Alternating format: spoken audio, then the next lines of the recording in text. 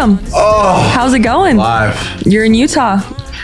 I am happy to be here. Happy to be nice, cooler weather. You know, I was just in Vegas for the Mr. Olympia, and it was a fun time. But yeah. What was the highlight of the Olympia for you?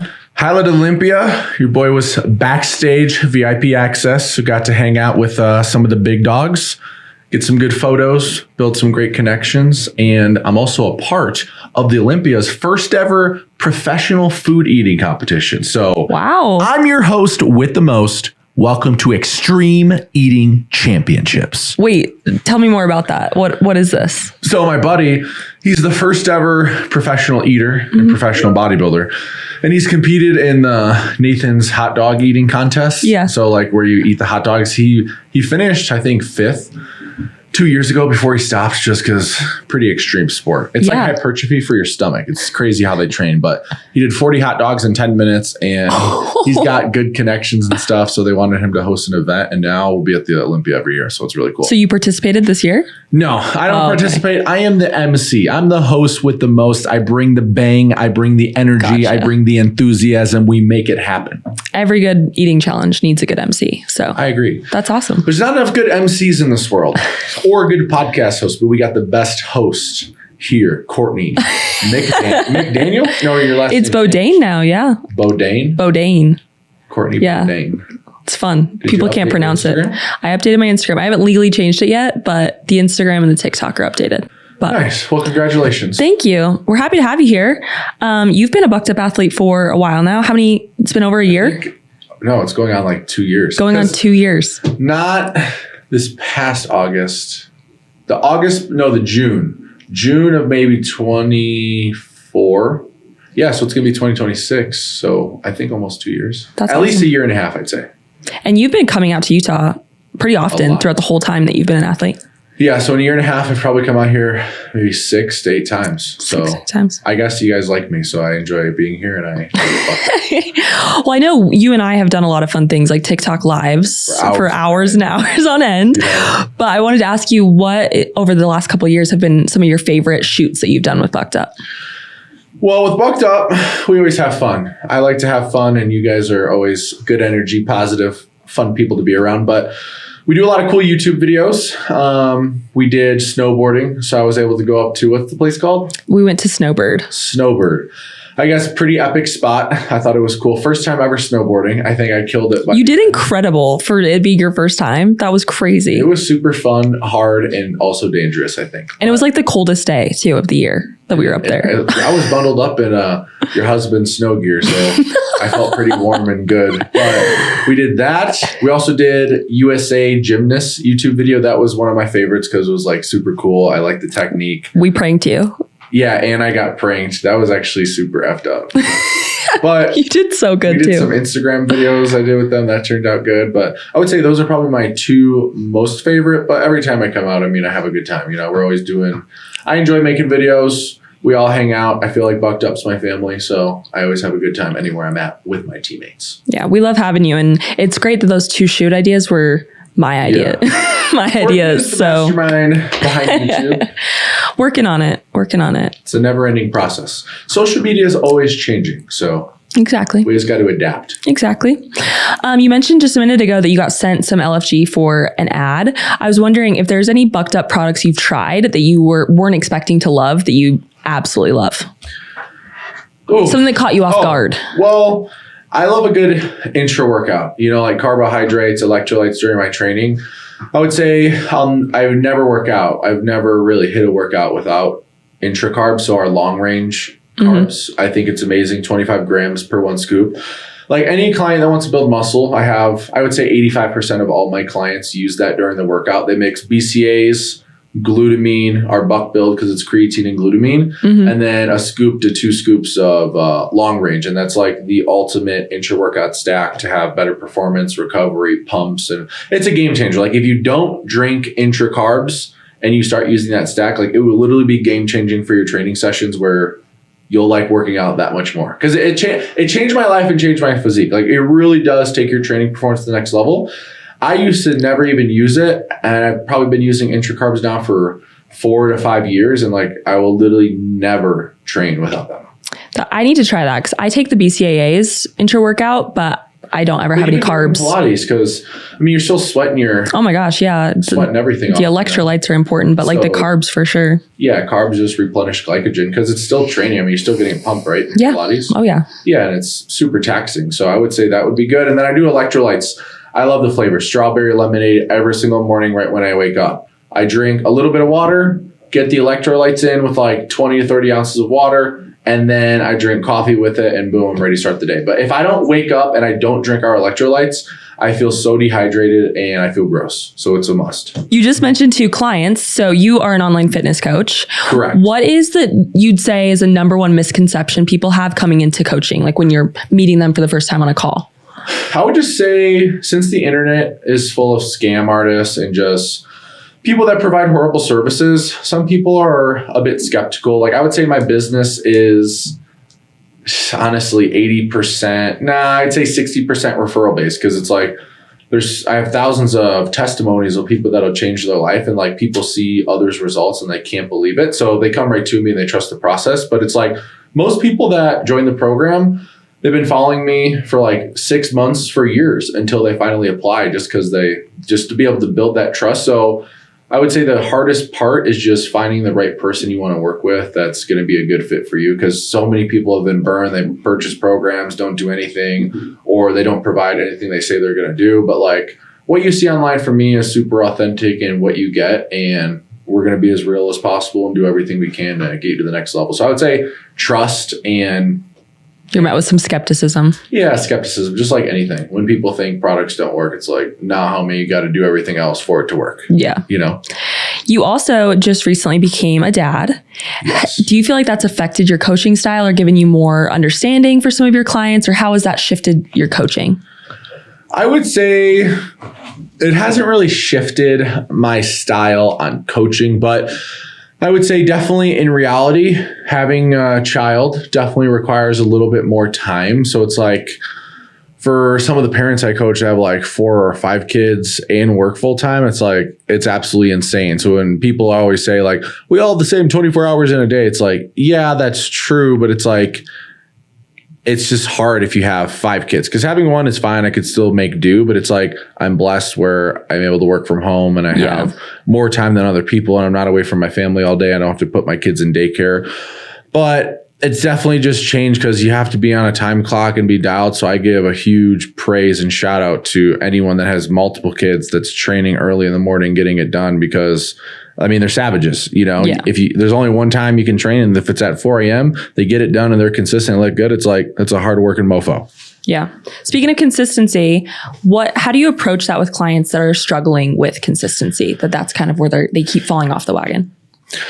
I would say people underestimate what it takes. You know, getting in shape is a sacrifice, just like anything. For example, we're just talking, you want to build your business or you want to become a better employee, whatever you do, you got to sacrifice more time and put in more work. So other things will have to take the back seat, you know, just so like going out on the weekends, it's like, that's going to have to take the back seat if you want to lose weight. You can't expect to follow your diet and work out 4 days a week and lose 2 pounds a week, you know? So people get discouraged that the results or the plan isn't working, but they're just not following it to a T, and they're cheating too much. They're going off plan. It's like they think 4 out of 7 days of consistency is going to build their dream body, which it won't. Yeah. So, because even for you, it's like, you've done bodybuilding shows, it's like, you know, it's like, I can't have a cheat day. That ain't going to work. It's going to lose all my progress for the whole week. It's like day in and day out. So just being disciplined and staying consistent. I would just say the biggest thing is coaching them up and making them realize that it's like, you've been doing this forever and you're not seeing results. And there's only a few variables that we know are probably the problem. Well, and two, like bringing up bodybuilding, it comes to your priorities. And like what you said about the 24 hours in a day, like you have certain priorities. And if weight loss is at the top of your list, if it's your number one priority, you should be being consistent with it. Because if you're not being consistent, it's obviously not as high up on the list as you think that it is. Yeah, or it's like, I guess hanging out with your family and pizza is more important than you losing weight. You know, your actions. Which is okay, but like you just got to be honest with yourself. Yeah, like, and actions speak louder than words. So if you say you want something, do what it takes. Otherwise, you don't really want it. Exactly. Clip that. No. I only have one really other question for you, Bucked Up related. I feel like you probably get asked often, like what products people should be taking or what you recommend. Is there one product across the board that you recommend to everybody? Or is it, or is there a couple? Give me a couple. First things first, I would say digestive enzymes. I know it's not really, most people don't even know what a digestive enzyme is. Like most people that join my program have no idea what a digestive enzyme is. I tell them take one before every single meal because most people have bad gut health. They struggle with digestion, slow metabolism. So enzymes are just going to help process that food better, absorb the nutrients better, just so you're not feeling bloated and full all day. You know, some people have a lot of stomach acid, so that'll help with that. I'd always recommend bare minimum a protein powder and BCAAs because protein powder, nobody gets enough protein in every day. So having that to supplement in post-workout with smoothies to get that extra grams in will be helpful. And then BCAAs, EAAs, essential amino acids, you can't get them all from food. So being able to take that to replenish training, muscle building, and amino acids are the building blocks of protein. So I would say if you're not eating a proper diet, we definitely need to supplement it in to get in the ingredients we need. Love it. What else are you looking forward to with Bucked Up? We have a stack coming out, a Joe Wachs stack. Yeah, so we got the Joe Wachs supplement stack. It's going to be on the website. We got a new Joe Wachs merchandise apparel drop-in, so that'll be cool because a lot of my supporters, followers, and clients can represent that. I'm all about culture and community, so like being able to have something that represents us as a team, I think that'll be super cool. And it's a good-looking shirt. Yeah, super clean. Anyone can wear it. I mean, people watching it right now could be wearing it. What does it say on the back again? It says the work never stops. Because in life, no matter what you're doing, the work never stops. Time doesn't stop. It only keeps going faster. So that's like kind of the motto I live by because there's never enough time in the day to even get done what you want. So literally the work never stops. It's a consistent grind, and consistency is what wins the race to get you to your dream lifestyle. But besides that... Yo, what else? Do you have anything new coming up with Bucked Up? Or anything you want to do with Bucked Up? I would love to drop a flavor eventually. A flavor? Having a pre-flavor or something would be cool because when I used to compete in bodybuilding, I may be making a bodybuilding return in 2026. I think I still have a lot of unfinished business. And I do believe if I never stopped, I could be the next Chris Bumstead. And that's speaking with full humble, knowing genetic potential but with a and better work beard. ethic and discipline and a better beard. Because maybe we could pop it up. Me and C-Bum did just take a picture a few days ago, and I am bigger than him. I think I'm more handsome than him. And when I get in shape, I will be better than him. He's not that tall. Like I think he looks, because he's got such a commanding presence and like he looks so big on stage. He's not that tall. 100%. They lie about his height. 110%. And his weight cap. I need his weight cap because if I get his weight cap, I'm good then. We can bring full throttle best Joe Wachs on stage.